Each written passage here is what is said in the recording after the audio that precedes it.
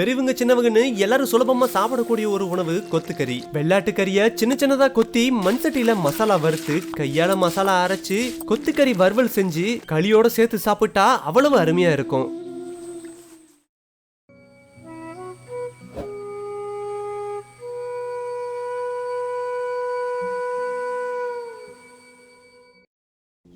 கொத்துக்கறி வறுவல் பண்றதுக்காக சுமார் 1 கிலோ இருக்க வெள்ளாட்டு கறியை எலும்பு இல்லாம வாங்கிக்கிட்டோம்.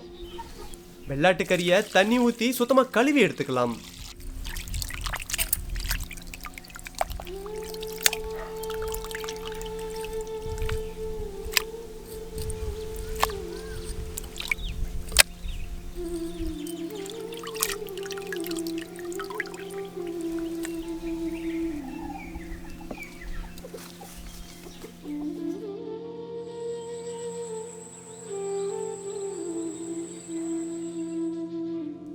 இப்ப கொத்துக்கறி வறுவலுக்கு தேவையான மசாலாக்களை பாத்திரலாம். தக்காளி, சின்ன வெங்காயம், 2 பூண்டு, 100 கிராம் வர கொத்தமல்லி, 10 வரமிளகாய், 4 பச்சை மிளகாய், கசகசா, இஞ்சி, சோம்பு, பட்டை லவங்கம், கறிவேப்பிலை, கொத்தமல்லி.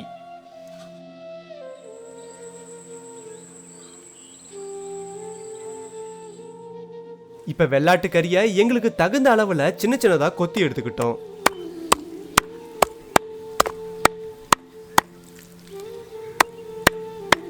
கடைகளில் கறி வாங்கும் போது சின்ன சின்னதா கொத்தி தர சொன்னாலும் கொத்தி தருவாங்க.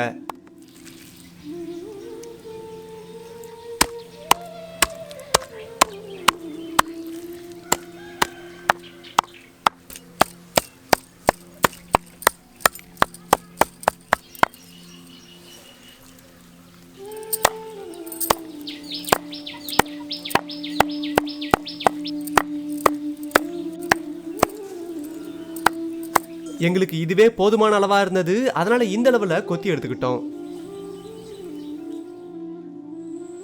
இப்ப கொத்துக்கறிக்கு தேவையான மசாலாக்கள் எல்லாத்தையும் வறுக்க ஆரம்பிச்சிடலாம். சட்டி நல்லா சூடானதும் கொஞ்சம் எண்ணெயை ஊத்தி வரமிளகாய்,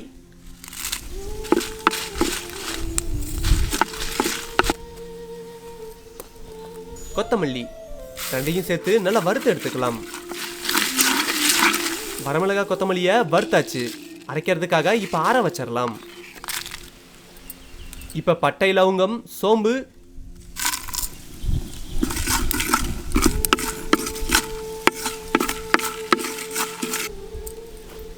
கசகசா இது 4ஐயும் சேர்த்து நல்லா வறுத்து எடுத்துக்கலாம்.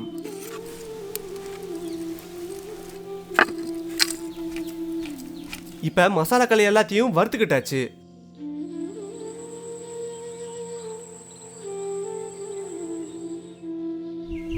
இப்ப சட்டியில கொஞ்சம் எண்ணெய் ஊத்தி சின்ன வெங்காயம்,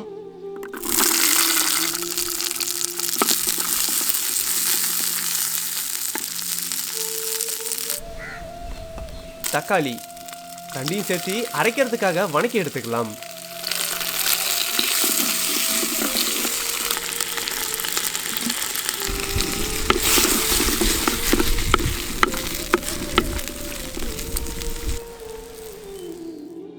இப்ப வறுத்து வச்சிருந்த பட்டை லவங்க மசாலாவை அரைக்க ஆரம்பிச்சிடலாம்.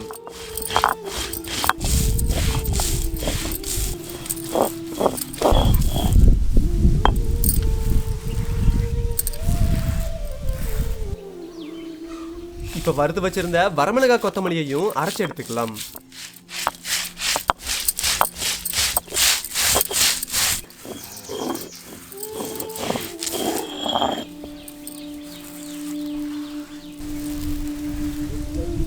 வரமிளகாய் கொத்தமல்லியை அரைச்சுக்கிட்டாச்சு.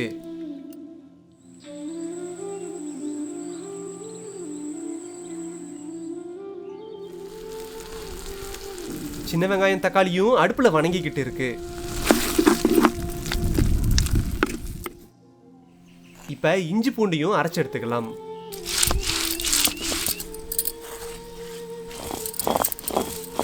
இஞ்சியும் பூண்டையும் அரைச்சுக்கிட்டாச்சு. இப்ப வணக்கி வச்சிருக்க சின்ன வெங்காயம் தக்காளிய அம்மியில வச்சு அரைக்க ஆரம்பிச்சிடலாம்.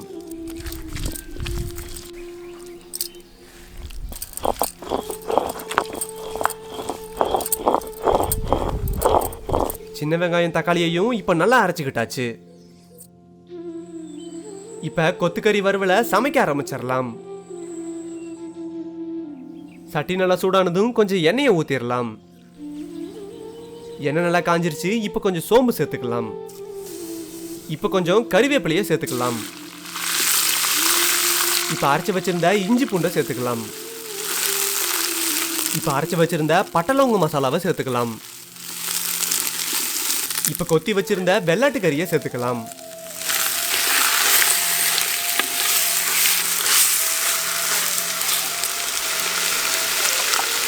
கறி வணங்கும் போதே கொஞ்சம் கல்லுப்பு சேர்த்துக்கலாம்.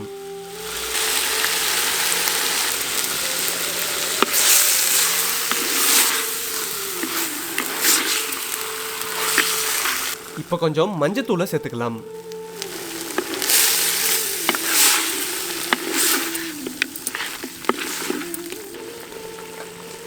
இப்ப நம்ம சேர்த்துக்கிட்ட கொத்துக்கறி ஓரளவு வணங்கிருச்சு.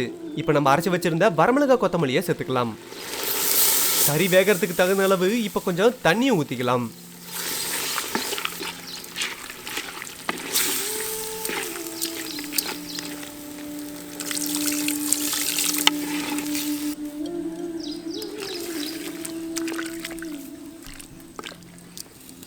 இப்ப அரைச்சு வச்சிருந்த சின்ன வெங்காயம் தக்காளியை சேர்த்துக்கலாம்.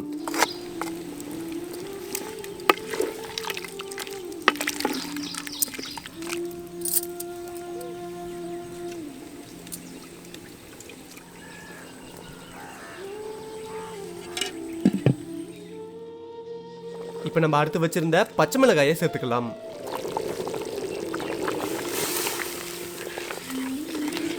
வெள்ளாட்டு கறி நல்லா வேகணும். இப்ப சட்டியை இறுக்கமா மூடி வச்சிடலாம்.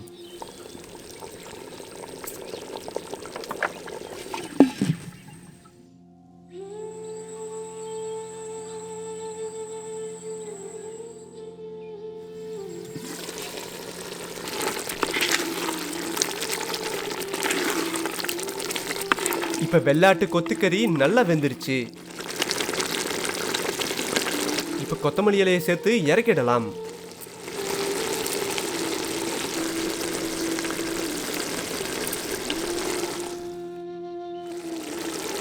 வெள்ளாட்டு கொத்துக்கறி இப்ப சாப்பிட தயாரா இருக்கு. இப்ப இந்த கொத்துக்கறியோட சேர்த்து சாப்பிட களியை கிண்ட போறோம்.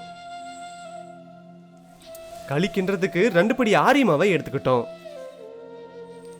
களிக்காக பானையில தண்ணியை சுட வச்சிடலாம்.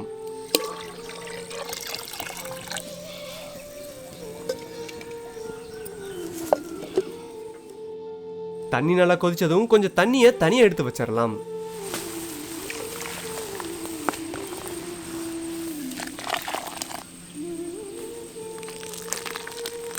இப்ப நம்ம எடுத்து வச்சிருந்த 2 படி ஆரிய மாவை சுடுதண்ணில சேர்த்துக்கலாம்.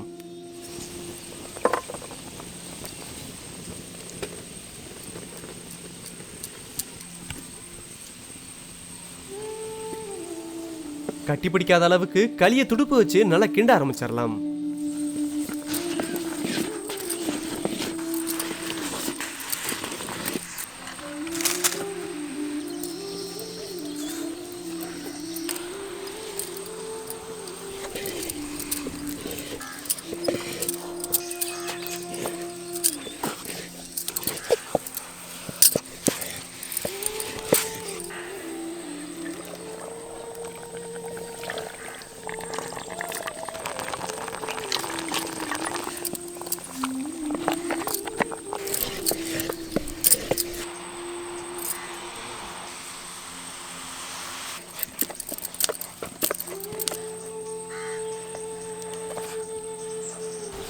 களியை பதமா கிண்டி எடுத்தாச்சு.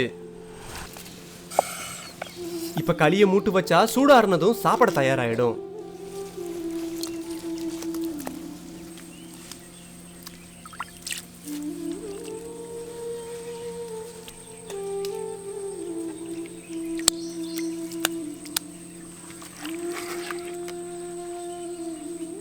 இப்ப 2 உருண்டை களியோட கொத்துக்கறியை சேர்த்து சாப்பிட ஆரம்பிச்சிடலாம். எங்க கிராமத்துல ஆரியத்தை தான் அதிகமா அறுவடை செய்வாங்க. அதனால எப்பவும் களியை தான் கிண்டுவாங்க. எப்பயாவது விருந்தாளிகள் வந்தா மட்டும்தான் நெல்லு சோறா பொங்கி போடுவாங்க.